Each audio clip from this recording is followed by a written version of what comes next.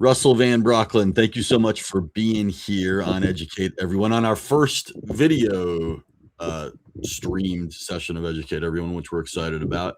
So thanks again for being here. Thanks for having me. Yeah, man. Tell us a little bit about yourself. We were really interested to talk to you because we at Middle Tree, we had put in a dyslexia program, gosh, a number of years ago, 7 years ago, I think, 8 years ago. And we've had a lot of success with it. Some of our best scenarios, some of our best students, some of our best outcomes have come from those students, from working with them, from working with dyslexic folks. You're I don't know what the proper term for it would be. Oh, I'm a New York State Senate funded dyslexia researcher. Okay. And you got into that obviously because you yourself are dyslexic. Yes. So just tell us a little bit about you. Well, for me, it all started just, this was the last thing I was supposed to do with my life. I was supposed to be a bureaucrat for the state government. What happened was it was the late 90s. I was finishing up college and I wanted to know how laws were created, not some class I wanted to know. So I did this insane idea and I went and signed up for the New York State Assembly internship program. Why was that insane? Because I showed up and I said, here's my neuropsychological evaluation. I have a first grade reading and writing level. And so it means I couldn't do the internship. So what they did is the speaker at the time was Sheldon Silver, and his office made the decision that they're going to accommodate the living daylights out of me. They didn't care how much it cost, and it was quite costly. So when the internship was finished, they sent back 15 credits of A- to the State University of New York Center at Buffalo's political science department. They didn't like the accommodations the state came up with, so they lowered my grade from 15 credits of A- to 15 credits of F. And it's still there. That sounds 29 years later. Only time in the history of the program. Okay. So what I did is I said, I just said, and that was the straw that broke the camel's back. I was going to solve dyslexia. I went to my professors and I said, where can I go to force myself to learn to read and write in grad school? And they said, well, if you like politics, if you like creating laws, it's obvious, law school. So I went to audit 2 law school classes where you read and write more than anything. And this is when I began to find out that being dyslexic in grad school is a profoundly unfair advantage. So what is going on is this is the top book on dyslexia. It's called Overcoming Dyslexia by Dr. Sally Shaywitz from Yale. That's dyslexia. See how the back part of your brain has this massive neuroactivity? And you see how the back part of mine has next to nothing? Okay. And the front part of my brain's 2.5 times overactive? Okay. That 2.5 time overactive is what I was about to use. Word analysis. So what's the difference between the front and the back part? I mean, I know nothing about, neurological, anything. So I'm sure a lot of the audience doesn't either. So it's real simple. Kindergarten through the first 2 years of college, they want you to become well-rounded. Sure. That's the back part of the brain, essentially. Gen Ed students have this massive activity back here. The dyslexic has next to none. Okay. The front part of the dyslexic brain is about 2.5 times overactive. I'm really oversimplifying here, but think of that as the graduate school part of it. Yeah. Okay. So that deals with word analysis followed by articulation. So that's what happened when on the second day of contracts, the professor called on me. Now, he was a professor longer than I was alive at that point. And he asked me very specifically, all right, and what happens in law school is nobody knows what's going on the first week. They use the Socratic method. If you don't get it right, they will ask you questions you can't answer to embarrass you publicly until you eventually adapt. That didn't happen to me. I didn't answer as a student. I answered as the professor's equal. Remember, I'm 23, and I'm responding as if I was a professor with decades of experience. He went after me. I answered. I went after him, which you see the look on his face. He was kind of bamboozled. We're going back and forth like crazy. 5 minutes, 10 minutes, 15 minutes. He throws up his arm, said, Russell, you couldn't be any more correct. In the interest of time, I have to move on to the next case. I learned to read within a month. I learned to write within a couple of years. Then I go back to the New York State Senate because my senator was Senator Joe Bruno, who was the majority leader of the Senate. So he ran the place. And I said, I want you to fund my dyslexia research program, which they don't normally do. So they sent me over to the education department. And they said, well, if you want us to take you seriously, we want a New York State distinguished professor in psychology to evaluate this, their top rank. They said, where's this out of? I said, Buffalo. So I go out to Buffalo. There's 2 of those professors. One just happened to be the one that did the evaluation that started this mess. Her name was Dr. Irene Halichka. So she tested me over 3 days, 20 hours. And what she found is my reading and writing, as she confirmed from a previous testing, was at the 6th grade level. I'm sorry, 6-year-old level. 1st grade, 6-year-old level. And that when I turned my brain on, I was writing at about the 70th percentile of entering graduate students. And it's a light switch. She said, we're going from part of the brain that doesn't work, the part that does. Here's 5 pages explaining what's going on. Well, the education department wasn't expecting that report. So then they said I needed to connect that to another senior professor's work, which was supposed to take years. I did in under 2 weeks. See how I'm doing real good in grad school? So then I got 15 grand in the university-wide competition. And the first student that we worked with, her name was Michaela. I only worked with initially super motivated, super intelligent, dyslexic students. She was a junior in high school, 17, reading and writing at the 8th grade level. Her pre-test for the entry graduate level test was in the 0 percentile. Her grammar was horrendous. Then we worked with her for about 6 months. And then at the end of that, according to Dr. Halichka, her grammar was now, spelling and grammar were clean at the grad level, and she was writing about the 50th percentile of entering grad students. We had similar results with another student, and we got the funding. It was at the Averill Park Central School District, right outside of Albany, New York, our state capital. 1 class period a day for the school year. The kids increased from the middle school level to the average range of entering graduate students. They all went on to college. They all graduated, GPAs 2.5 to 3.6. Cost to New York State taxpayers were under $900. We were 3x as successful as Landmark College was at the time, the best dyslexic college, for less than 1% of the cost. And that's how I got started. Okay. So I have a lot of questions. First of all, how did you even get through school? I mean, so you're saying you like literally couldn't read or write at all? There were times where I could, let me give you an example. For 8th grade, I literally went to the school board through my mother to force myself out of it for 1 class. So I went in for history. And I don't know, they gave me a textbook. I don't know, I just left it there. I couldn't read the damn thing. I just remember listening to what the teacher said. Okay. And I ended up getting hundreds on like every test and every quiz. I could Just force from myself. processing from an auditory standpoint. I had to remember everything he said. I didn't try at all. I just sat there. And then I found that I actually found what he did was a joke. He made me, he made us think. All right. His name was Mr. Fitz. He was retired. He was in the military. I think he was a Marine. He was the football coach. You can imagine what that's like. Imagine a drill sergeant as your history teacher. Mhm. And he came in happy all the time. I was like, what's going on? He said, you got another 100. He never had anybody score 100 in the previous 15 years. All right. So I won the history award. Then I forced myself out in gen ed for everything. And when I had to read and I had to catch, I could force it. It was in a very uncomfortable setting. All right. But I forced it and I could get it done. And I just kept going. I was never supposed to go to college. I just kept going. I was just too stubborn to So you remembered everything in every class? Like, Yes. that's Yes. just how you did it? So Yes. do you have, well, you've obviously got a really good memory. I mean, is it a photographic memory? Like, No, nothing like that. so it's something you had to cultivate. That's kind of where I When was going. when Dr. Halichka evaluated me, she said my IQ was 127.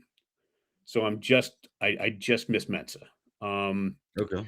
The And it's just because I couldn't take notes, I couldn't do anything else. I Yeah. mean, people said, "Aren't you studying for finals?" And I was like, "Psh, that's a joke. Study from what?" "Well, you got the books, you got your notes." I'm like, "I don't take notes and I don't read books." They're like, "How do you function at a university center?" And I said, "Well, I just listen."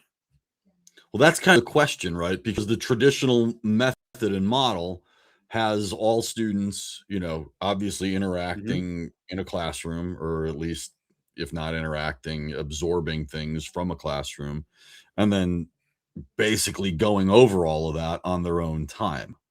So you Yeah. kind of cut out that whole second part. And really, I mean, I think there's kind of something interesting to that, because really, in an ideal world, or well, I don't know, I'm just thinking out loud, but I feel like in an ideal educational environment, that's all you would have to do is, and I think it's so interesting, doing all these podcasts with folks for as long as we've been doing them now, that I learn more from people. I mean, just talking to people, right? Than I do. And this is maybe just the way that I process things, but I learn more from interacting and conversing with folks, as opposed to when I'm, saturating with it, in a written format, or in something that's, or even online, right? Even a video or what. There's something about the human interaction Mhm. that that triggers something, at least within me. But I think that's more common than not for all of us. And I was just talking about this the other day with somebody. Is, I mean, I have a doctorate degree in religion, and philosophy, religion, and theology, and but I don't get to use it as much, as I would have thought or liked to in the past 12 plus years or so, because I'm, kind of inundated with Middletree, with my company. I'd love to get back to it, and that's all great. But then I'll talk to people, who I know from the field, and gosh, they retain all this stuff. Well, and maybe it's not so much they retain it, but they're working with it all the time, and so they're up to speed on it, and they can tell you about, all these, thinkers and all these ideas, just off the top of their head, where it takes me a little bit longer to kind of recall some of that stuff. But I found that all the things that I do recall really, really well, I have a really solid grasp on, it's mostly from, I remember it from a classroom, like from a teacher, from a question that I had, from an answer that, is Mhm. from a retort that somebody gave me in an argument or whatever, right? So it's kind of similar, like, and I've read, 1,000 books. I have no idea on the subject, right? Um, what I mean, it's not like I don't retain anything from that stuff, or haven't, but gosh, it's Yeah. so much, for me anyways. And again, I think this is a more common experience than not, that people just gain more from that human interaction. So there's something, I think, to the way that you just are naturally kind of conditioned, or not conditioned, but naturally attuned to learning. And it's because of your dyslexia in general. However, I think there's just something to that, right? Yeah, let me kind of just so I can put this in context and make sense for you. Yeah. This dyslexia course you guys created, what was it about? Who is it? How effective has it been? What were your concerns Well, about we use Barton's, so we didn't create anything. Okay, We so use you we use use Bart. Susan Barton's, roboticism, but gosh, it's a great program, What if for I us to told kind of plug and you play. I can show you guys how to do something drastically more effective? I mean, of course, we're all looking for efficacy in higher and better ways. Absolutely. Okay, so let me kind of explain how it is and what we're about to do. You did your doctorate. You did did you end up doing a doctoral dissertation? Yeah. Okay. So there's a book out there called The Craft of Research from the University of Chicago. Are you familiar with it? No, not. I Okay. mean, with the University of Chicago, of course, but not the craft of research. No. Okay. It's the number one book in how to teach PhDs how to do their dissertation. Sold over a Oh, million okay. copies in 31 years. Okay. So when I presented in 2006 in New York City, the professors came to me, people with your background, and they said, two of your students scored in the 70th percentile of their undergrad students from middle school. We don't care. We want the craft Mhm. of research. which basically teaches you how to do context, get everybody on the same page, come up with a unique problem statement, and then a solution. A unique solution so that you actually learn something substantive. It says if you can't do Sure. that, don't write the paper. Make sense? Sure. Yeah. I Okay. mean, that's the project of most papers, or at least at higher levels. Yes, It that's certainly should be, yes. right? Yeah. But they wanted me to teach that to dyslexic high school kids. And Hmm. no private school in the country deals with that at that level. And professor after professor all told me they expect them to have that skill before they show up for the first day of class. Right. That's totally true. Yeah. Yeah. Because that's not taught at Right. the lower But they're levels. Right. expecting it before Yeah. they show up as Yeah. freshmen Yeah. in Yeah. college. Right. Right. So what I'm about to do is just so people are familiar with the Barton system. That's the one where you have like 10 lessons and you learn how to read You and all got it. that stuff. Yep. Exactly. Okay. What if I told you I can show you how to read a drastically more efficient and get students through this at a small fraction of the effort? That would be amazing. Okay, so let me ask you this. If you were going to go through and learn all 10 lessons of the Barton system, starting from scratch, you have a doctorate, so you know how to learn at an accelerated pace. How long would it take you to master that whole thing? Gosh, I mean, it would take a while. I mean, No, I just give and me an estimate. Full time, 40 hours a week. That's all you're doing. You're going to master all 10 lessons. and when we say lessons, they're actually, just so people know, they're actually levels, and there are X amount of, she calls Yeah, them levels, it's a lot right? of stuff per level. Yeah, it's a lot. Exactly, exactly. So it's not like there's just 10 lessons. It's a level, and what you have to do. It's basically like a obstacle course, like a Yeah. dyslexia obstacle course that you have to basically traverse, and then once you get through it, you can move on to the next level. And there's no amount of time necessarily, No, just but so just people give are me a aware. Yeah, no, ballpark I'm estimate of how just so long it would people are take aware you. of like what it Yeah, entails. yeah. And so there, it's some of our students, it takes them, a year plus to get through a lesson or a level, excuse me. Some students motor right through it in a matter of weeks. For me I mean, gosh, I'm a slow learner, man. Working on it nonstop every day, 40-hour weeks. God, it would take me a couple of months easily, if not longer, to master that, probably. What if I told you I can show you how to do most of that in less than an hour? I would be skeptical, but intrigued. Okay. Well, just look on Podmatch. I have over 265-star reviews explaining exactly this. Okay. All right. So, what I want everybody to know is what is the Barton system? There's something out there called Orton Gillingham in the eastern United States. This is where the rich people send their kids. It's like $75K a school. The Gowell School's been using the Orton Gowell approach. This is literally their 100th anniversary. And what Susan Barton did is she says, I'm a teacher. I'm going to make a streamlined approach Mhm. because Yep. they're full time 2 years. It's like 2 years to become certified in Orton Gillingham. And Yeah. she Yeah. dominates the Western the United States. Susan Barton or Orton Gillingham? Yes, she dominates the Western United States. Susan Orton Barton does. Gillingham's Eastern United. What state Okay. are you Okay. in? Gotcha. I'm sorry. What state are you in? California. Okay, yeah, she absolutely dominates California. So I'm That's gonna go interesting that there's like a regional split between Orton Gillingham and Barton. So yes, that's different. Why is that? Sorry, I'm getting off track. because no, it's fine because Orton Gillingham is where it started. It started in New York State. Okay. Okay, and the schools with Orton, just so you know what Barton is, it's a streamlined quick version of Orton Gillingham. So Yes. this Yes. this you taking months to learn. If you're to become certified in Orton Gillingham, Right. it's about 2 years.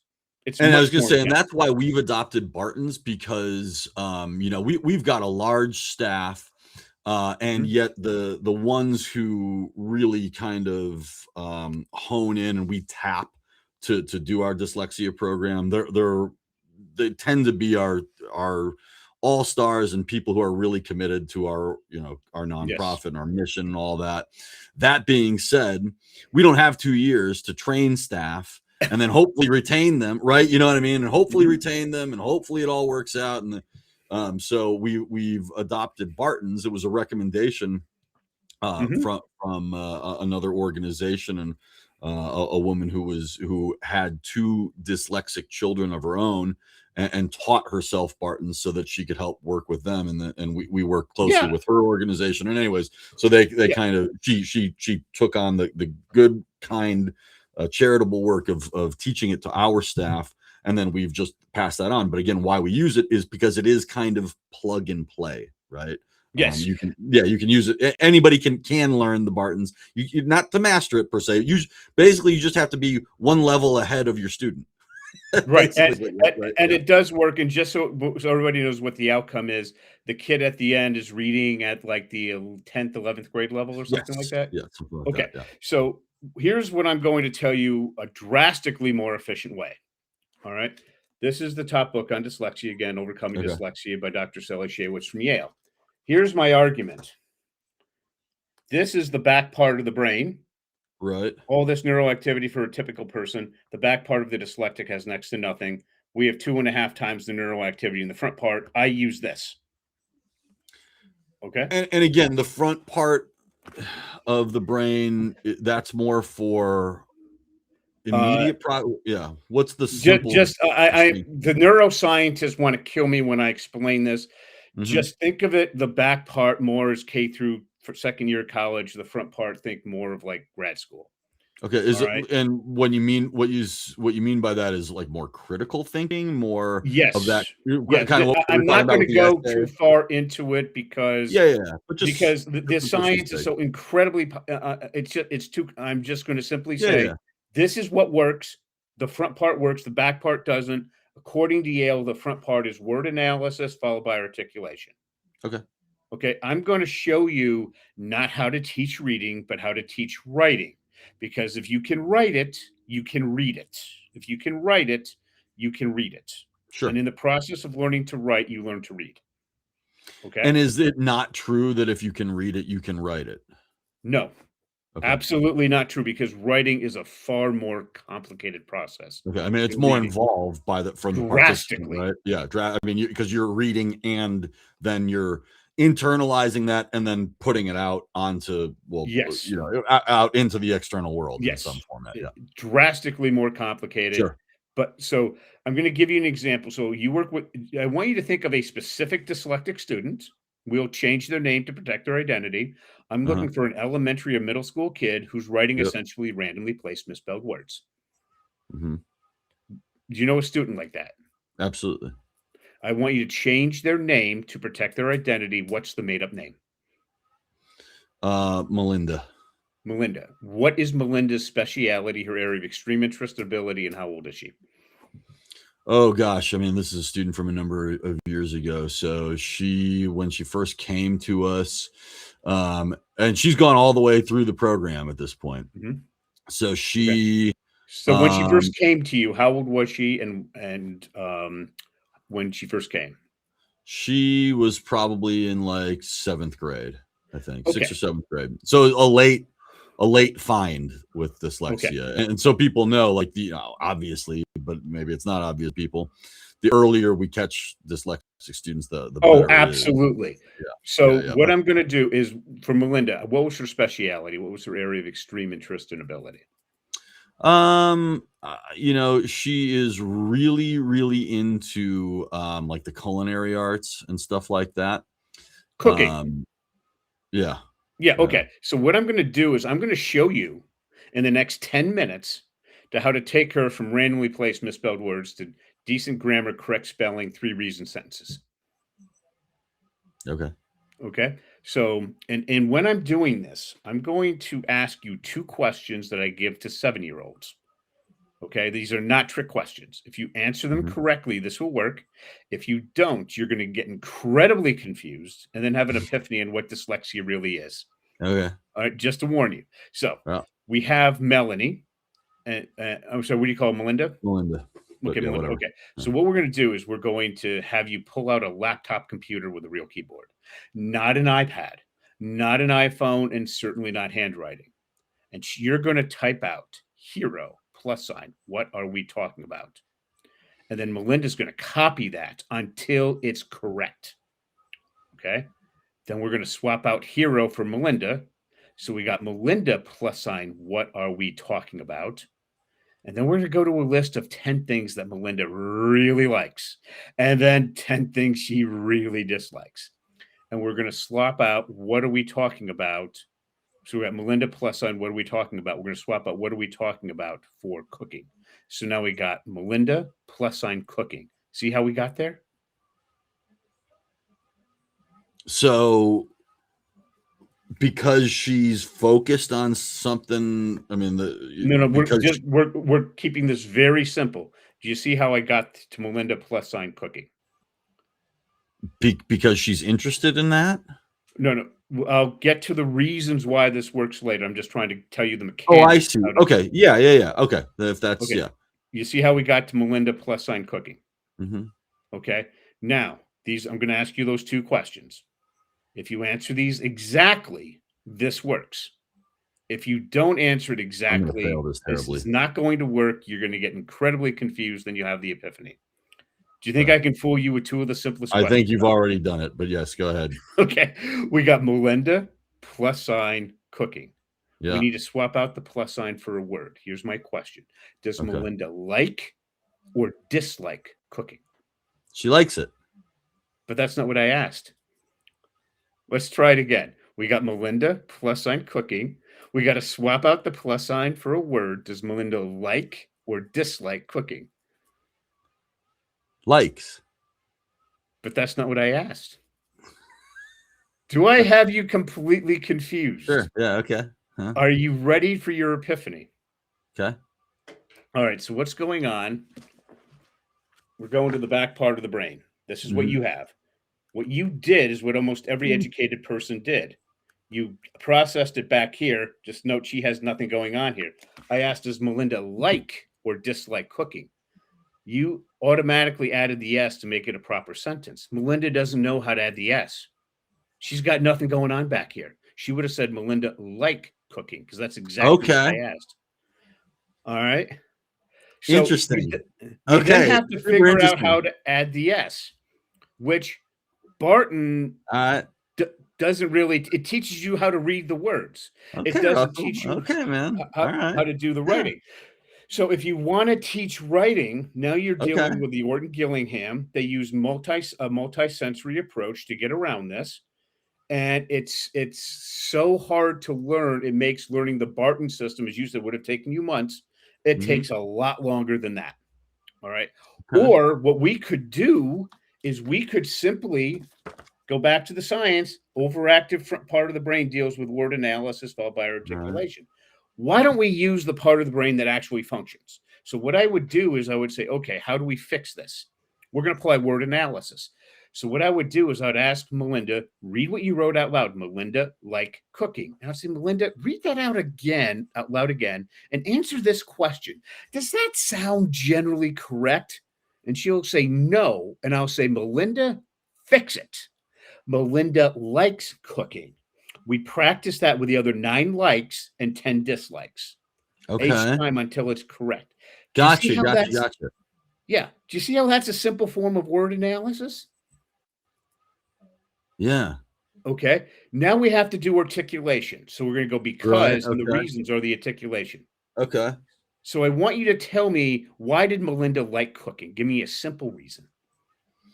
Oh, I think it was just something that she could do. And I think it was something she did with her mom, but I think it was something that she, it wasn't like school, which she really struggled in for obvious reasons, right? That we're kind of talking about. And there was a reward, there was an obvious reward to it. Okay. Yeah, so Melinda likes cooking because she liked cooking with her mom. Okay. There you go. Now, do you see how we have a bunch of the grammar's horrendous? Yeah. There's a lot in that. Yeah. Here's how we fix that. We ask you to read what she wrote out loud. Does it sound generally correct? If not, fix it. You probably got to do that 3, 4, 5, 6 times. Once the whole sentence sounds generally correct, now we got rid of those horrific grammar errors, and now you're dealing with some little ones and some medium ones. Her gen ed teacher in her public school or private school knows exactly how to fix those little ones and medium ones. Exactly. So we just now made the gen ed teacher be able to do that. But now we got the spelling problem. Do you Sure. think it's hard to teach spelling to dyslexics? I mean, it's hard to teach spelling to at least English to non-dyslexics. I'm like one of the worst spellers on the planet, period, bar none. Okay. So I think spelling is, is like Well, here's a how we nightmare. fix it for Melinda. It's not hard. We're typing. So you tell her, drop a period. Anytime she misspells a word, she has to retype the entire sentence. Ooh, Yes, and she'll do that 3 okay. to 13 times typically. Each time she says, I'm not going to make that mistake. And then she keeps making it until she eventually corrects it. You're going to notice this is extremely repetitive. Now, notice, then we do that for the other 9 likes and 10 dislikes. Then we keep exactly that. They're going to retype the same thing. We're going to come up with a second reason and connect it to the glue word end. So end, whatever reason 2 is. 10 likes, 10 dislikes. Everyone is spelled correctly, and the grammar is reasonably correct. Then we add a third reason, okay? All for the 10 likes and 10 dislikes. How long does this take? Most parents do this 10 to 15-minute sessions 2 to 4 times a week. For a 9-year-old, that process will take about 5 months. Right. A 13-year-old will take weeks. An 18-year-old probably within a week. Okay. Now, I'll give you a little hint. If you can write a word, you can read it. If you can write it, you can read it. Does that make sense? Right. Yeah, sure. So that's why you're having them write things down. Yes. That's why yeah. Okay. Now, that's part 3 of the model. Okay. Okay. Part 1, I'm going to tell you about my most motivated kid I ever worked with, and you will be shocked at the reading. All right. Now, At the reading. You will be shocked. I just want everybody to know. I never met a student like this before, Casey. I will never see this again. Of the hundreds of teachers I taught, they will never see this. This is a one-off edge case. So I'm just going to, Casey was 10 years old at the end of 5th grade. She turned 11 over the summertime, and she was really interested in Theodore Roosevelt reading and writing at the 2nd grade level. Okay. This was her book. Are you familiar with it? The Rise of Theodore Roosevelt. I'm not, no. Okay.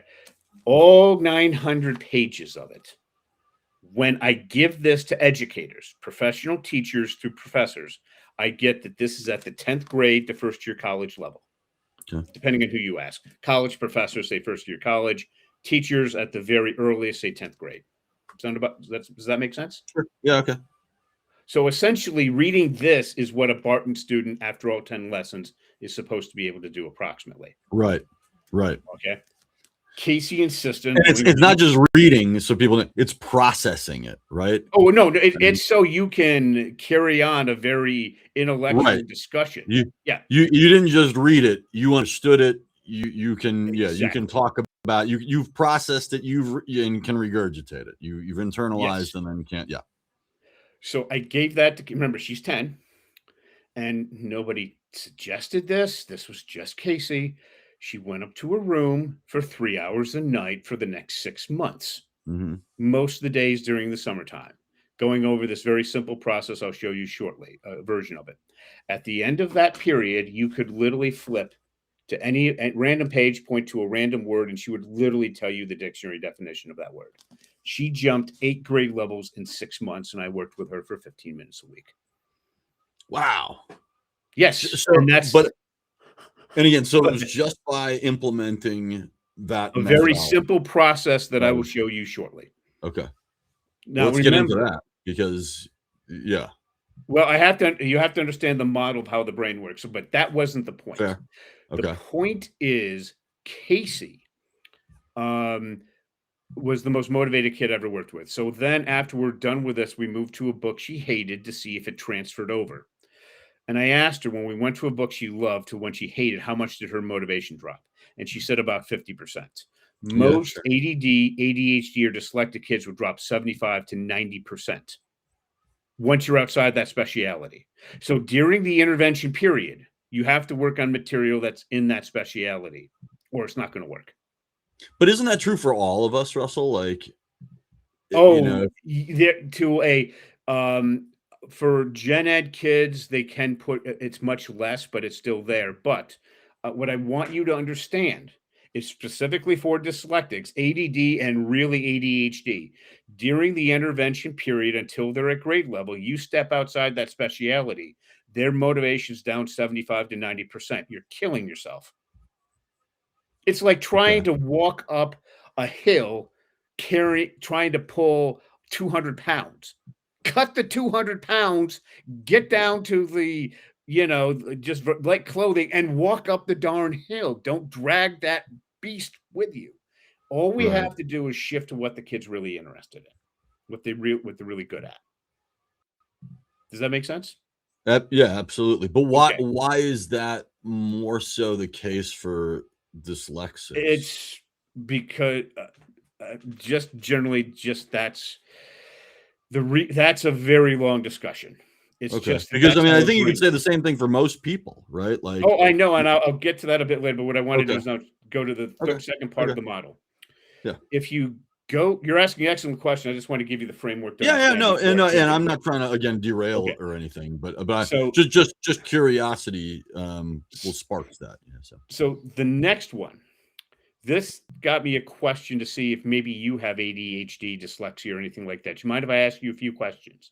yeah, absolutely. And Okay. it's funny that I want to let people know that we did something similar to this when we all went through our initial training. When Mhm. we were getting familiar with the Barton system, as the the person who was giving us all of this info and walking us through training, did something similar.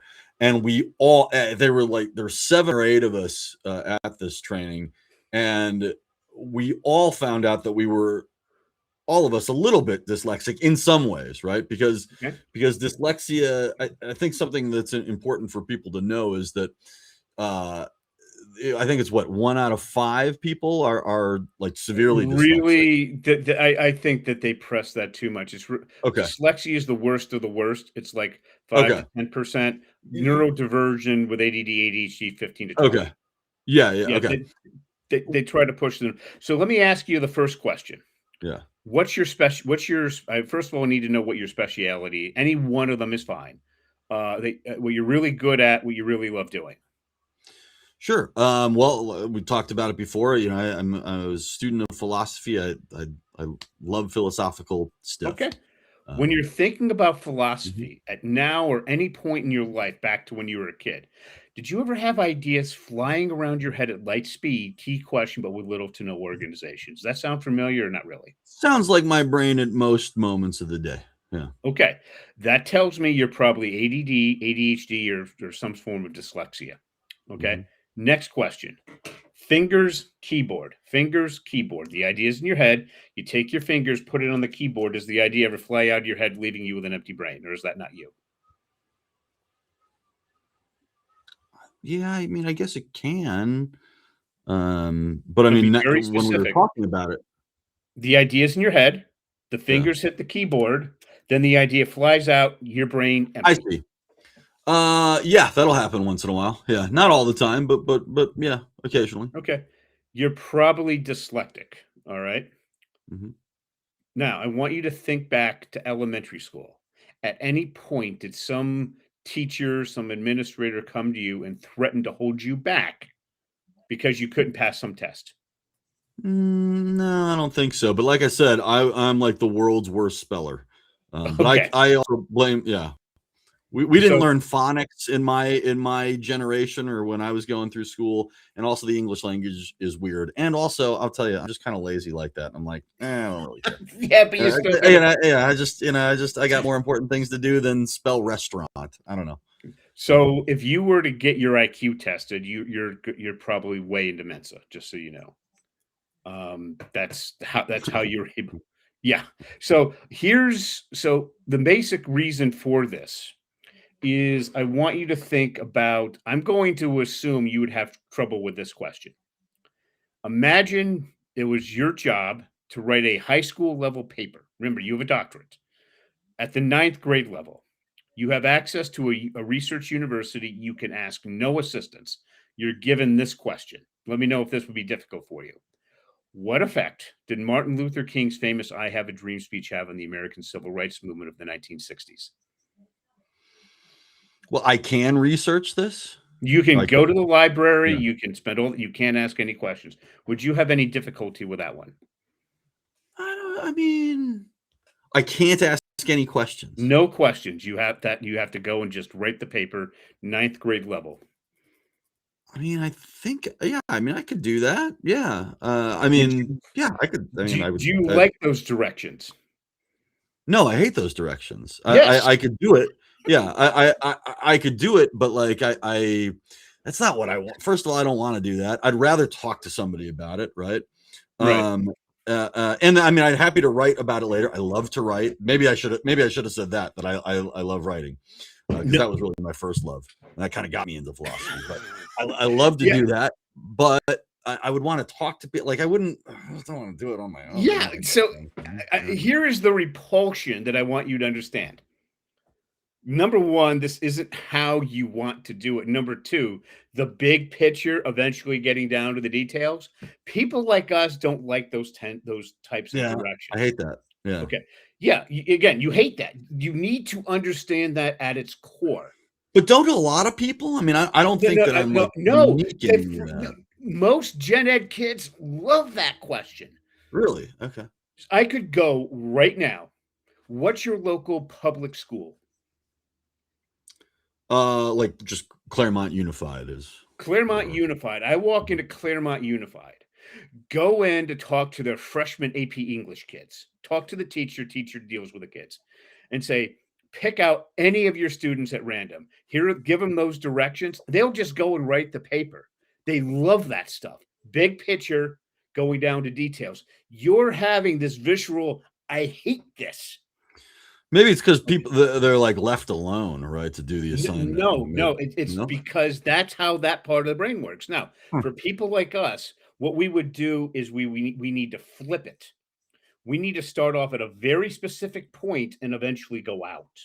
So, for example, we would flip that to what personally compelled Martin Luther King to want to give his famous speech.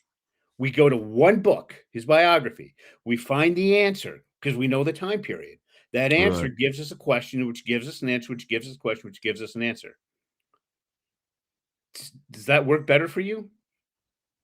Yeah. I mean, because I'm all about questioning, right?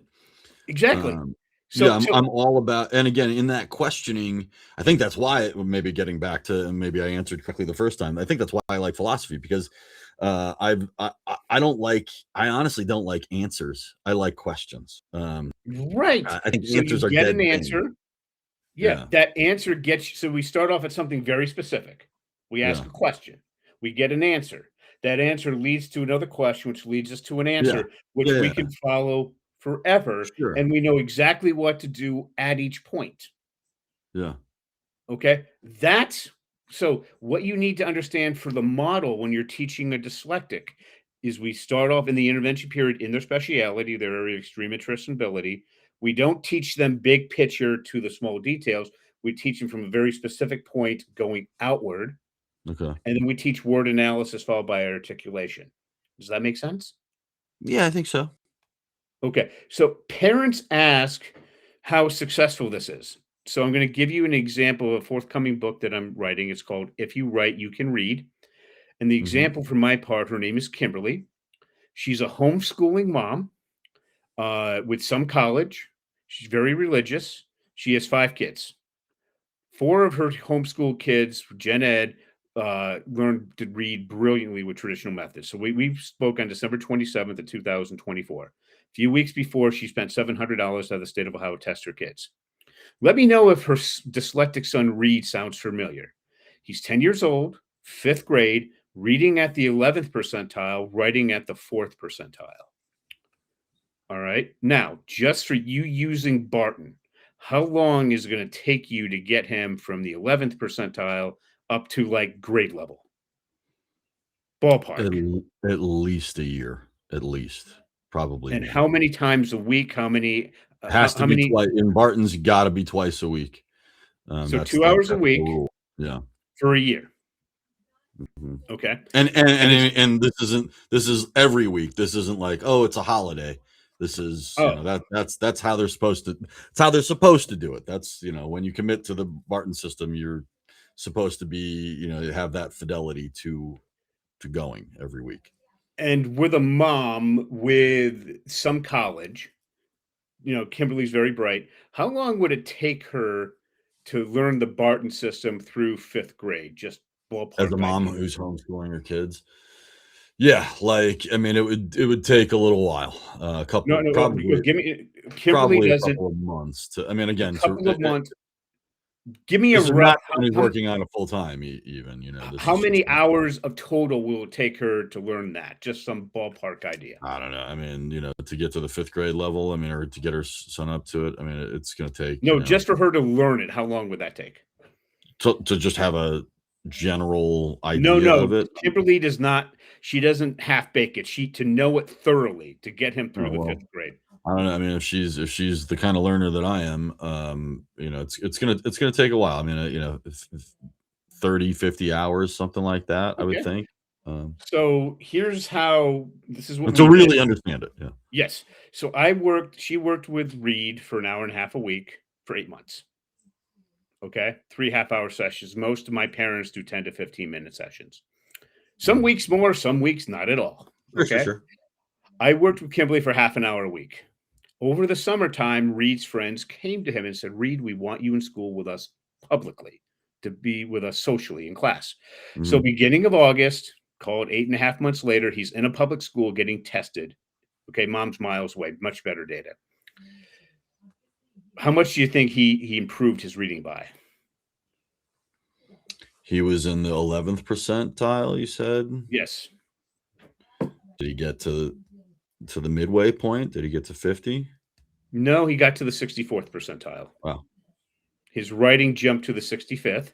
I mean, His and grammar jumped. honestly, had you not asked me that, and just, that was, I mean, I would have said, I don't know, maybe he got to the 30th percentile, maybe, but Exactly. since you asked me, I was Yeah, like, but well, Kimberly probably is won't. not Yeah, studying yeah. for 30 to 50 hours. Right, right, We're yeah. discussing She's just things in a doing half an hour. Yeah, my okay. whole material is a fraction of that. So So as of May of this year, Reed's in Gen Ed classes, getting mainly A's and B's. okay, that's She amazing. solved this in a So, okay, fraction of that. so what you're saying is obviously that people can learn your method, anybody can learn it, Mhm. um, and implement it and see drastic results, right? I mean, that's basically what you're saying here. So what really would you say distinguishes the way that you do things versus Orton Gillingham versus Barton's?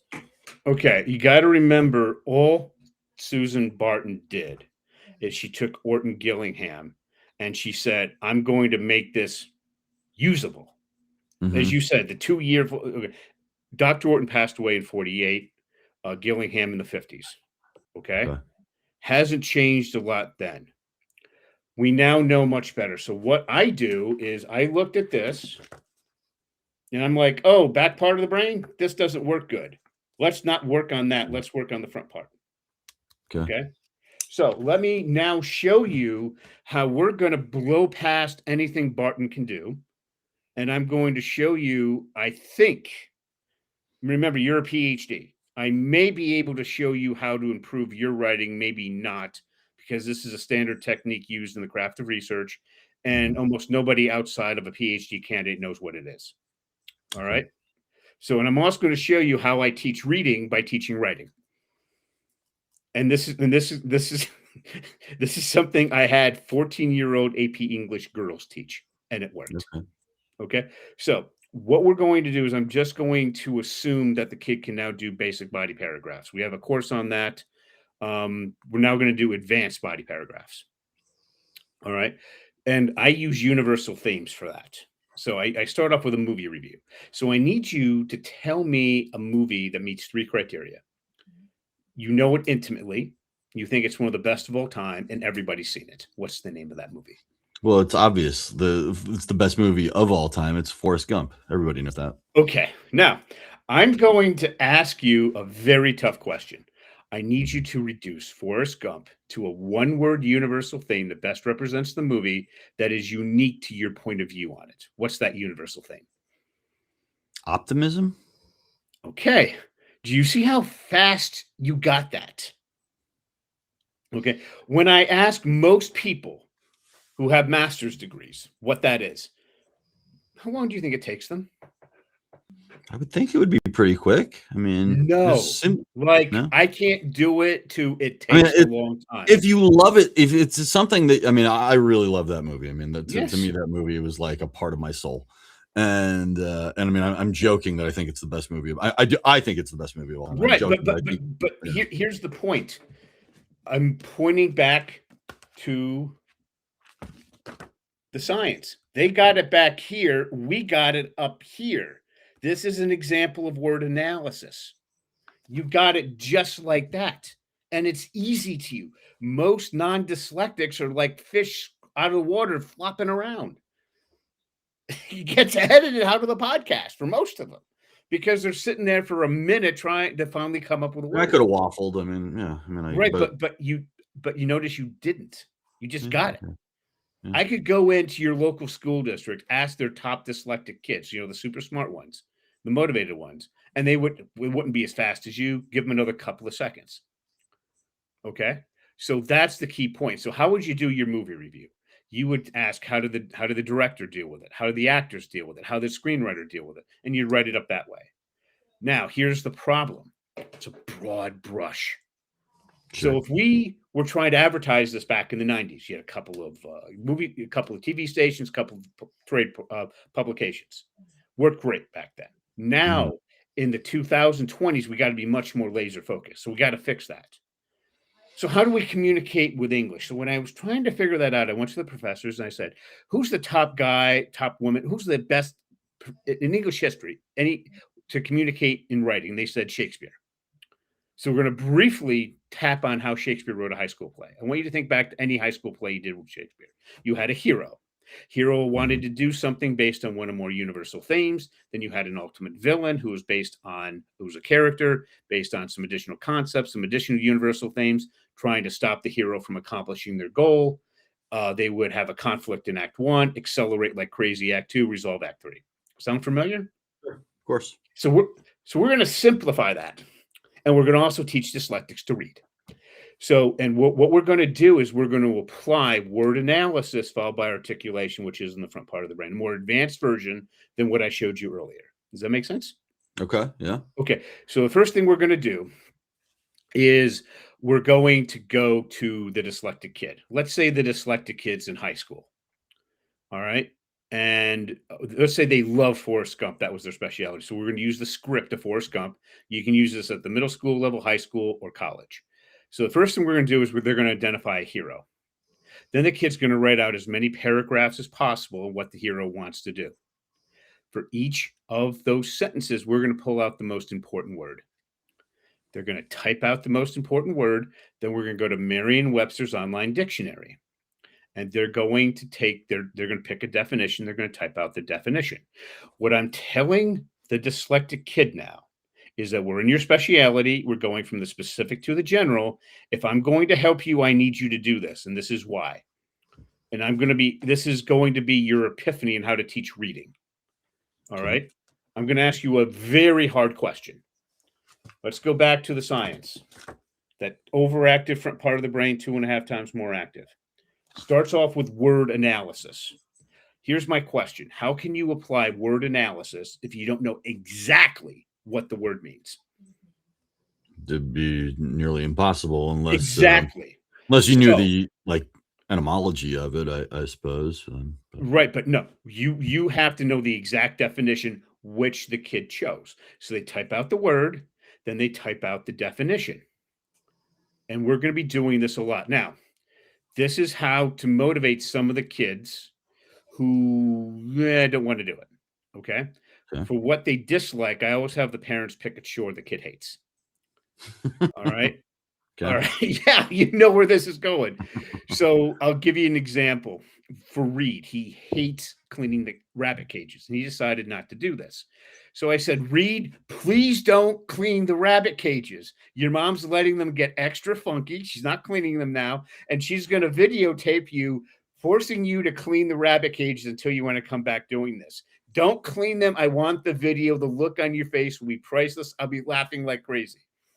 He immediately went and did this. They don't want to do that. Okay. Right. So what they're Sure. going to do is they're going to type out the word and they're going to type out the definition for each of those most important words, then pick out the one they like the best. Then they're going to take that, and we have to solve the problem of what we had back in your movie review. It's a broad brush. We need to get much more specific. So then we take that word, put it in the thesaurus.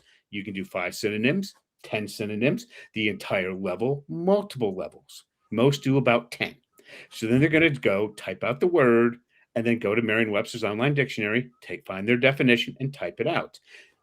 When you're doing this, you literally have to watch the kid. I don't care if they're an Eagle Scout to begin with, to make sure they don't copy and paste, because that's what they're going to try to do.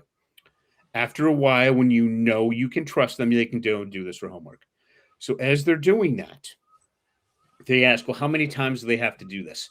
They're going to be on this for 6 to 18 months. Okay? You're going, and here's to give you an example of what happens. Eventually, they've done this so many times, they'll say, well, I know the word. We'll tell that, say, well, what's the definition? If it's very close to the dictionary, they don't have to type it out anymore. They now know that word.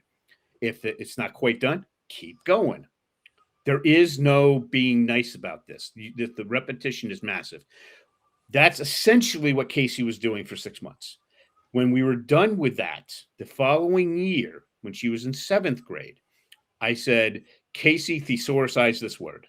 She went and looked at over 200 words in less than 10 minutes, said this is the best one and why. She had to look up nothing, and she could argue that at the college level. Okay? So that's essentially what she was doing. Now, once we have that done, we then turn that into a simple sentence. Now, do you see how that's an evolve? I'm sorry. Once we do that, we then pick out the ultimate villain. I start off with a character. I then move to a concept. Mm-hmm. Okay. Now, then we make a simple sentence out of that. Do you see how that's an advanced form of word analysis? Okay. Sure. Yeah. Now, articulation is much faster. We're almost done. Then I asked for 3 really good reasons. Each reason we're going to turn into a simple universal thing. Then we're going to go to the script of Forrest Gump, and I want an exact quote that deals with that universal theme at the beginning of the movie and one at the end. We're going to take those 2 sentences and put them together. That's our data. What you're going to find is every body paragraph is going to have 2 quotes, which is far more than the AP students do. And that's what the teachers want. The more quotes, the merrier. So now we have those 2 quotes. From those 2 quotes, we're going to form our topic sentence. Now, have you ever noticed in your grad work that going from your topic sentence to your data, it didn't flow very well? Yeah, sometimes. Yeah, certainly. Because I mean, your data, you're trying to. I mean, your data you don't have control over, right? Mm-hmm. Where you can formulate your thesis or your topic sentence in whatever way you wanted to. Yeah. Now, have you ever thought of applying a warrant to a body paragraph? A warrant to a body paragraph. That is a central thesis of the craft of research. It connects your topic sentence to your data by answering a how question and a why question. Does that sound familiar to you? Sure. Yeah. Okay. Well, the formal tone of that is a warrant. All right. Okay. The PhDs learn this through your training. So now we have the topic sentence. We answer a how and why question, and then we have our data, so it flows well. Okay. Now I can tell you what happens. This was one of the more fun parts that I had. I had a 7th grade client and his older brother, which is typically he's Gen Ed, fighting to be valedictorian, AP English kid. And I took one of his body paragraphs and 7-year-old dyslexic brothers, and I sent them to a university professor. The university professor said, well, the first one was elegant. It flowed well, but he noticed that the second one used a warrant. So he thought it was technically more evolved. And I told that to the 7-year-old. His senior brother did not find that amusing. What do you mean my young kid brother who's dyslexic wrote a technically more advanced paragraph than me? And he's just going off. And I told his younger brother, isn't that beautiful? Well, students aren't, like you said before, aren't always taught, how to write at a certain level that is expected of them once they get into an advanced Right, but what I just Data showed you, also. if you're doing a dissertation, you may not know what the term warrant is, but you Mhm. understood how it was used. Yeah. Master's people, I found 2 that understood that too. Yeah, So I what was I on. yeah, but what you learned in a doctoral program, we can now teach middle school kids. So I Okay. want you to think, Makes sense. if you implemented that system, when the kids are done, not only can they the issue with the Barton system is when they're done, they can read. There's no question about it. Sure. It works. Sure. But if you could also write as well for a fraction of the time it takes to get trained. Yeah. So that's the base level. And how one of your question was, what does this work with for other kids? One of the most advanced students that I'm working with, his name is Grayson. He's not dyslexic in the least. He's just your 99th percentile math student, your 99th percentile science student. He Okay. wants to get his PhD, work at NASA to terraform Mars. So we have to get him published in a peer-reviewed journal. Have you gone through that fun exercise yet? Not for a long time, but But yeah. you've done it at some point No, in your yeah. life. Mhm. Okay. So you understand that what I have to do is we have to get him past a desk Yeah. rejection, and Oh, yeah. then a senior reviewer will reject his thing. Mhm. Then I met a podcaster who's on the board of directors of one of our top 10 technical universities when the time's right. When we get that rejection, he'll set Grayson up with a senior professor. Grayson's going to go in and say, I got rejected on my doctoral dissertation. I'm sorry, my journal article. Here's what I need to work on. I'd like to work with you to get it published. And we'll watch the professor's jaw drop because Grayson's on the young side. How old do you think he is? Um, 8th grade? Grayson's 10. Okay, wow. Wow. So that process I just taught you about, Okay. that's what his father's teaching him right now. We're doing that on custom created materials on Mars. And also, the other thing that we're working on is he's really interested in Japan in World War II. So then I said, oh, this is easy. Grayson, here's a book on why the Japanese started World War II. The audio book is 38 and a half hours. And he was excited about it. Then he started listening to it and he was not excited anymore. So then what I did is I'm one of those I people, I just so hear it really everybody picks knows. up in the 36th hour, though. No, that wasn't the issue. It was Yeah, just the no, I fact the mean, narrator he find boring. yeah, okay. So what I did is, and the book was written in the 60s. He was born 10 years ago. So what I did is when the AI came out in 2024 in December, I bought the pro plan, $200 a month that day. I created 3 specific editing modes. I know how to create documents really well. So Grayson's question was, why did Japan want to go and why did they sign a treaty with the Nazis in Italy? And that's his question. Now, Grayson reads at the 12th grade level. His content preference is third year college level. So that's what I designed it for. Then I designed it. I took my curriculum and I made a specific instructional pack for his dad, exactly how his dad likes to learn and how Grayson likes to learn. And I set that back. I created both those documents and sent it to them, and Grayson loves it. Another client, his name is Alfred. His younger brother's dyslexic. His mom is Angela. She's a certified elementary school teacher, and now she's a homeschooling mom. He's big into hawks as hunting birds. I created his first document, which he loved, is at the 11th grade level for both reading and context. He's 12. He's a STEM kid. He's going to be an engineering Okay. science major. Mhm. So then he asked some really specific questions, and then I gave him the next one, which was based at the senior level for content and reading. And I created a customized one for his mom. And he looked at the image. He just dived into it, freaking loved it. He's telling all his friends about it. He's way into it. And his mom knows exactly how to teach him. So we can customize that with AI. I have a very specific process for that. Okay. Okay. So, so you obviously have stumbled onto something that is Oh, no highly. stumbling. This has taken a quarter century. Okay, yeah, maybe that wrong terminology because it's something you. I think there's something that is so valuable about you being dyslexic yourself, obviously, Mhm. and having this exact struggle, and then being able to not only overcome it, but then teach how you overcame it to others. And I shouldn't even say overcame it, because there's no, you're always going to have it. But how to grapple with it, how to deal with it, how to work with it. There's no curing this. It's Oh no, only there is, because here's one thing that I think will shock you. okay. What if I told you dyslectics are better readers once properly trained than reading teachers? Interesting. Now, it was my understanding that, and it is my understanding that dyslexia is an auditory processing Uh, disorder. do you want me to show you exactly what this is and Sure. your audience? Yeah. I have okay. I'm now talking to you at a very advanced level. When I went over to Japan, the teacher had the professor in my post-war Japanese history class had to leave because of some medical thing, and they grabbed the grad student uh, from the professor at Harvard who wrote this post-war Japanese history. Okay. She was native Japanese. She was one of those brilliant people I ever read. She taught all his classes. So the first article is written by Professor John Dower from MIT. He won the Pulitzer. He won the National Book Award and every other writing thing you can imagine. He's the best writer in his field.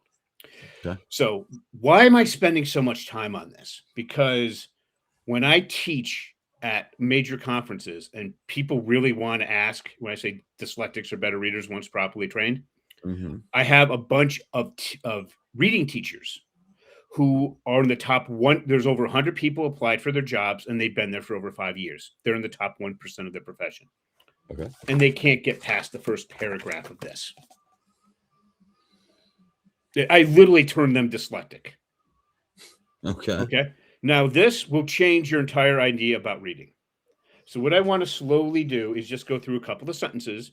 And what I want you to do is just tell me what it means in the most general term, and then tell me what you think of how difficult this is. Okay. Okay. So, the title is Peace and Democracy in Two Systems, External Policy and Internal Conflict by John W. Dower. Does this sound about as exciting to you as It watching paint sounds, dry? yeah, yeah. How did that 10-year-old kid not find this fascinating? Oh no, we I the know average this is in the Grayson same hasn't book, gotten but here yeah, yet. yeah. So here's my question. I'm going to read you a sentence. I want you to tell me what it basically means. The most simplest level will do. You ready? Okay. Yeah. Ever since Japan's seclusion was ruptured by Western nations in 1853, domestic and international politics have been interwoven for the Japanese. What does Hmm. that mean to you in general? They got forced out of their island shell and had to grapple with the rest of the world, and they haven't been the same since. Okay. Did you find that difficult at all? I mean, you have to pay attention to it. It's a complicated sentence. No, I'm Um, just asking, besides just being work and you have to pay attention, did you find this difficult, like challenging for you to actually do I if you mean, concentrated? not all that much, but a little bit. I mean, yeah. Okay. So let's go on to the next. What I'm trying to do is I'm trying to get you to say, I can't understand this. Okay. All right. Here we go. Slogans used to mobilize succeeding generations convey this interconnection. Slogans used to generalize. Sorry, Yes, slogans used to mobilize or to mobilize. succeeding generations convey this interconnection. Okay. Um. So the way that this is talked about, in general, it doesn't say who the audience is or who's talking about it, but basically the way that it's talked about conveys that idea. Okay, one last sentence. Thus, the forces that eventually overthrew the feudal regime in 1868 rallied around the cry, Revere the Emperor, expel the barbarian. So people who, and basically, were loyal to the emperor, to the Japanese hierarchy, were the ones who were able to basically fortify their own power over and attempt to, Okay, again, yeah. yeah, you got it. Now, I'm asking you to be harsh on this. Okay. Okay, according to Professor Dower, the youngest you're supposed to be able to read this, I want you to imagine a super smart gen ed kid on their way to Harvard. He said at the earliest you should be able to read this as 10th grade. Okay.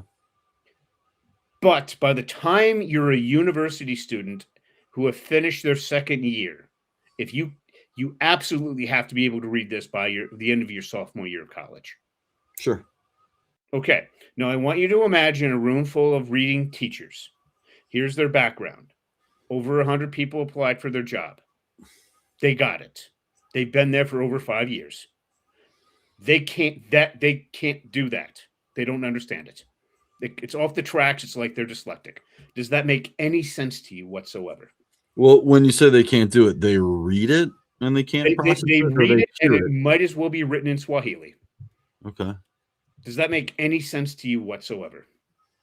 No, and it's hard to believe, to be honest with you.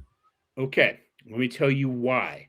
In that one paragraph, there are 17 pieces of information. Okay.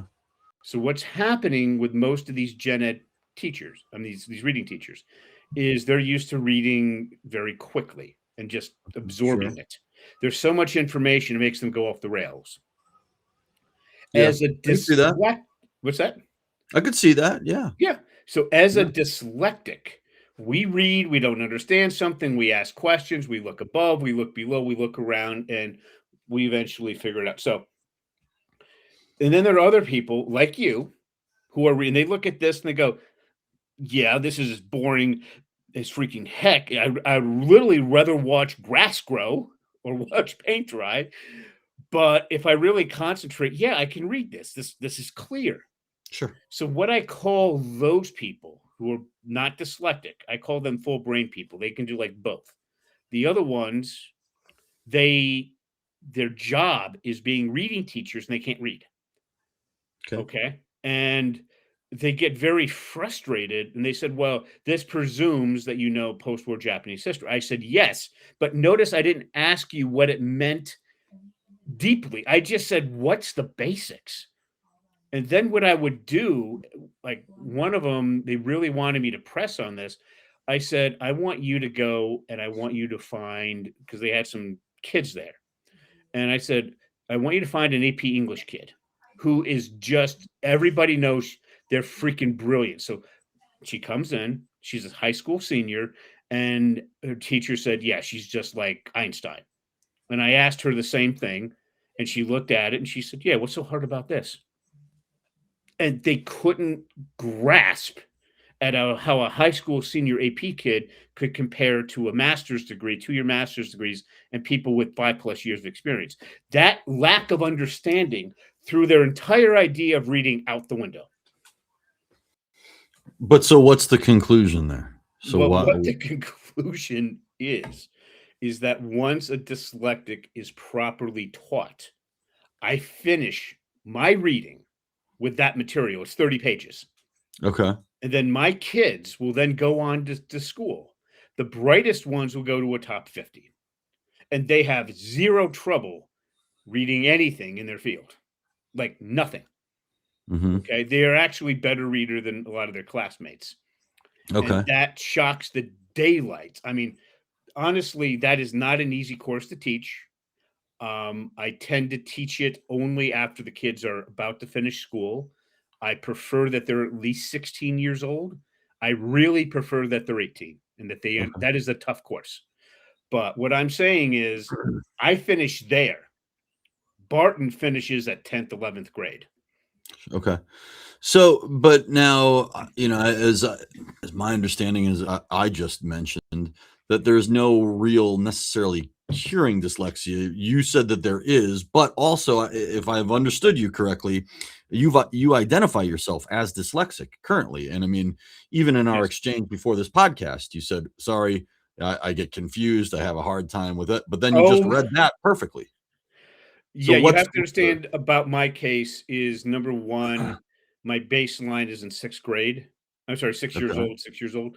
The other thing is in 2010, I had a concussion.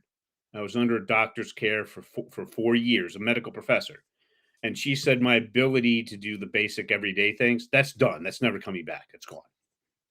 And when you say basic everyday things? doing emails, writing down lists, all that sort of stuff, that's gone. It's never coming back. I can do the higher order things left, but the basic stuff, forget it. So I use technology and it Okay. doesn't always work. Let's just put it that way. Okay. I'm not trying to challenge you or question you. Mhm, I'm just wondering what's the disconnect there. And again, if I, as the CEO of an educational organization, part of which has a branch within, dyslexia or works with dyslexia, and I understand that even though I had some very basic training when we started this program, just to have mhm, even a tangential knowledge of it, right? I don't work with it. I don't know all that much mhm. myself about it. I'm not on the ground. I've never taught a Barton's lesson. I've unfortunately watched some of her videos. But again, that's not to. Right. So basically, what I'm just saying is, if you were to take this book, okay, give them professor. Forget about the other essays because, quite frankly, compared to Dower, they're horrible. Give Mhm, them this essay, all right, and just say to anybody who's not dyslexic, let's keep it, former gen ed people, make sure they have at least bachelor's, preferably master's degrees. If you were to hand that essay out, say, read these 30 pages, and then just give me a 5 paragraph essay of what this means. mhm, mhm. And you're going to find that most of them can't do it. Okay, interesting. So okay, so I think I have two questions to kind of put a Mhm, capstone and wrap this up. But they're big questions. So, and maybe 3, because there's a large portion of the population that has this issue, mhm, regardless of where they are on the scale with it. It's unidentified, mhm, um, and, people think that either there's, students themselves think they're stupid, their parents think that they just don't care or are disinterested. How can people identify what the real issue is, if it is dyslexia, mhm. and what do they do about it from there? Okay. So the what I generally find works, and no, I hate to tell people this. They think that they can just ask these questions and they can the kids answer them and they know what it is. Mhm. Uh, for very experienced instructors, I can show them how to do this, but that's about it. What I do is I ask those questions I gave you. Yeah, but what about, like, a If parent also? Like, I mean, the the, parent's like, y the easiest thing is and I do this at no cost if they want to do it, if they go to dyslexiaclasses.com and click on download free guide and answer 3 questions. They can set up a half an hour to speak with me. It doesn't cost anything. And I ask with their parents there, I ask the kids 3 questions. yeah, The first 2 that I answered for you, the yeah, third one, I only do it for the most motivated, the most intelligent, and the answer, it's a hard question, okay? And then from that, I can give you a general idea of where you are, or you can go and get a neuropsych done. Now, just so you know, in New York State, we just passed this in the last couple of years. If you're in New York State and you think your kid's dyslexic, take the notes from your teacher, your kid's teacher, have them go to your pediatrician. Okay. And mhm. then if the pediatrician thinks there's a chance the kid's dyslexic, they need to write something on letterhead that you then take to your insurance company and it covers $5,000 and you know that way. Beautiful, and I'm glad that you brought that up because this is something that a lot of people don't know, that dyslexia officially to be diagnosed, it's a medical Well, diagnosis. the Yeah, reason yeah. why I'm telling you that is In insurance that companies capacity anyways, yeah, yeah, they're now yeah. it's done by a psychologist who Mhm. has a lot of additional training. It's called a neuropsych. Sure, Now, sure. why do I recommend the pediatrician? Because the insurance companies are supposed to do it, but they don't want to do it. Right. Okay, they're not going to want to listen to your kids' teachers, but they listen to doctors. Yes, yes. They freaking love doctors. So if your pediatrician It's thinks that there are signs, they put it on letterhead, and then they don't pay for it. Now they're in trouble with the state. right. Okay, it's kind of just to make sure. Now, Yeah, once you figure out what the issues is, I'm just going to let everybody know how to fix this. First, a way much better than anything Barton ever created. You're going to want to go to Yale. Just Google Yale dyslexia. If okay. your kid's 5 in kindergarten, ask them how do we get them tested. Okay, they will tell you. Then the teacher can do it. It's 40, 50 bucks. Okay, so the kids you work with, just Google Yale Dyslexia, it's Yale Center for International Study and Creativity. And how do we test for dyslexia? 40, 50 bucks. Your teachers can do it. Then you find out the kid's dyslexic. Now, how do we figure it out from kindergarten through the end of third grade? Because in the United States, K3, we learn to read. Fourth and above, we read to learn. So then you go and you go back to Yale. How do I fix this? They have all these federally funded programs that are drastically more, they're just the best. Follow those at the end of third grade. Okay. If the kids passing the reading test, they're going to be okay statistically. If they fail it, it's a 911 emergency. Now, what happens? I'll tell you exactly what happened in New York State because we've studied this more than anybody. His name is Senator John. His name is Senator Hoylman Segal. He is a he's a Harvard law grad, Rhodes Scholar. His daughter was dyslexic. Sylvia. This is all public knowledge. I'm not giving anything away. They're in Manhattan. He spent $8,000 on her neuropsych. He can afford it. That's high-end Manhattan prices. Then they said, well, she has it. If he came to us in kindergarten, we could have done the Yale thing, which I just described. In fourth grade, now she has to go to a private school. You know, those things are $65,000, $75,000 a year for the next 4 to 5 years, and it'll correct things. So then what he said was, this is stupid. How do we fix this? Just what you're asking. So then what you do is he created the Dyslexia Task Force. So if you go to Google, just type in New York State Education Department Dyslexia Task Force. It'll tell you the results of the top 49 people in the state that spent a whole year looking at how to take the best stuff anywhere and solve this problem by the end of fifth grade. We are higher taxed than you. You don't beat us in taxes. We beat California. We spend 32 grand per kid on average, another 20 for special ed, so about 52. The conclusion of this report was to hire so many thousands of teachers, we can't afford it. And they looked at exactly that question. Now, that process that I kind of showed you today, I work with one of the members of the task force. Her name is Evelyn Whitebay. She was one of the 2 or 3 teachers that was on the task force. When she was working, she was so successful that in New York State, special ed, which is the best proximity I can get for dyslexia, was passing our English language art exams around 10%, give or minus a couple of points. Overall district average was around 50 to 60%, give or minus a couple of points. Her dyslexics were outdoing the district average. So she was one of the 2 or 3 teachers that was on the task force. We joined up our book's coming out in August called If You Write, You Can Read.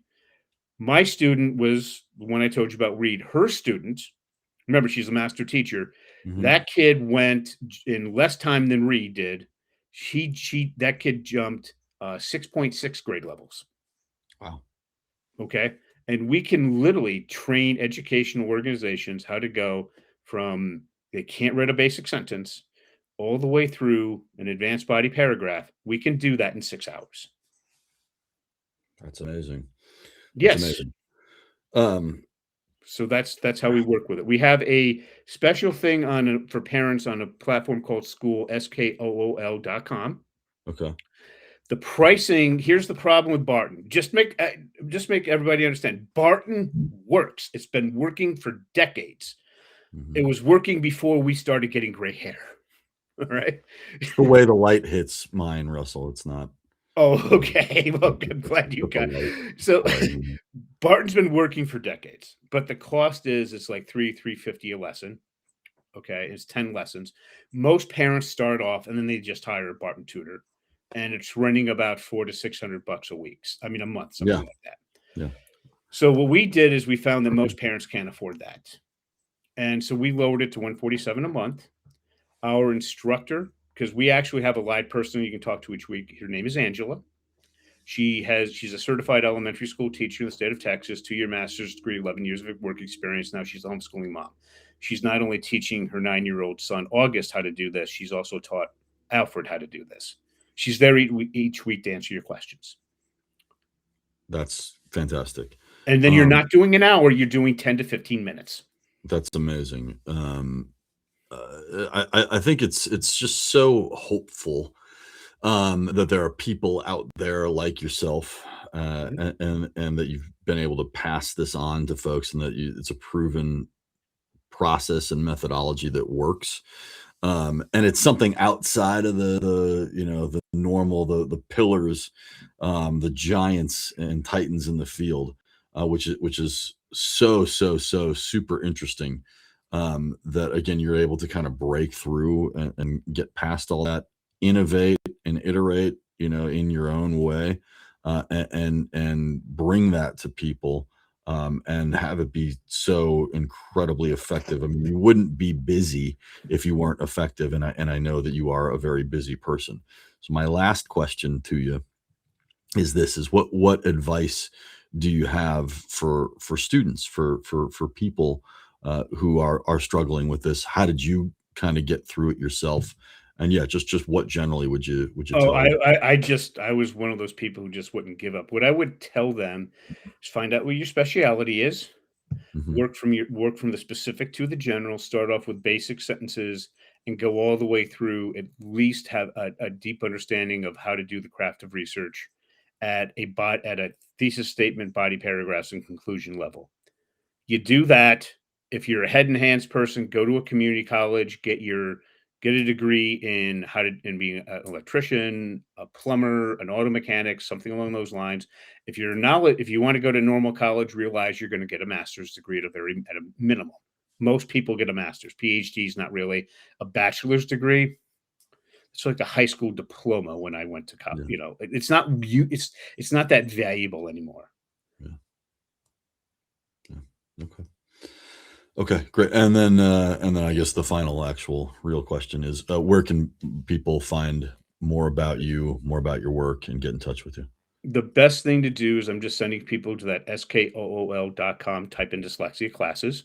Okay. We have one for parents, and we that's the best way to get involved because honestly, um, we just want to help as many parents as we can. And honestly, Mhm. we've worked with a number of parents that went through Barton, and they said, "Well, my kid can now read, but they can't write." Well, so that's what we Okay, take care of. And if they're gotcha. still having reading issues, they can do that. As I said, it works. If you're happy with it, stay happy. Do all 10 Sure. lessons. It does work. But just realize you may look at the amount of work Barton requires and realize compared to Orton Gillingham, it's a small fraction. She really did a good job reducing it. Yeah, yeah, she did, and again, it's a workable system for anybody to kind of step into and sort of plug and play, and that goes for not only students but people who are disseminating her program to a student, which is again why we at Middle Tree use it. So, Russell Van Brocklin, thank you so much for being here. Thank you for being with us. Thank you for the work that you do. I think it's amazing. I think you're incredible, and thanks for sharing who and what you are and what you do with so many folks and with us today. Thanks for having me. Absolutely. This is Kristen Hernandez, Middle Tree's executive assistant. Before younger children begin reading a new book, spend a few minutes looking at the pictures together. Ask what they think is happening, who the characters might be, and what could happen next. This activates prior knowledge and builds anticipation. When children make predictions, they become more engaged readers. Reading starts before the first word is even spoken. And that's the Middle Tree Minute.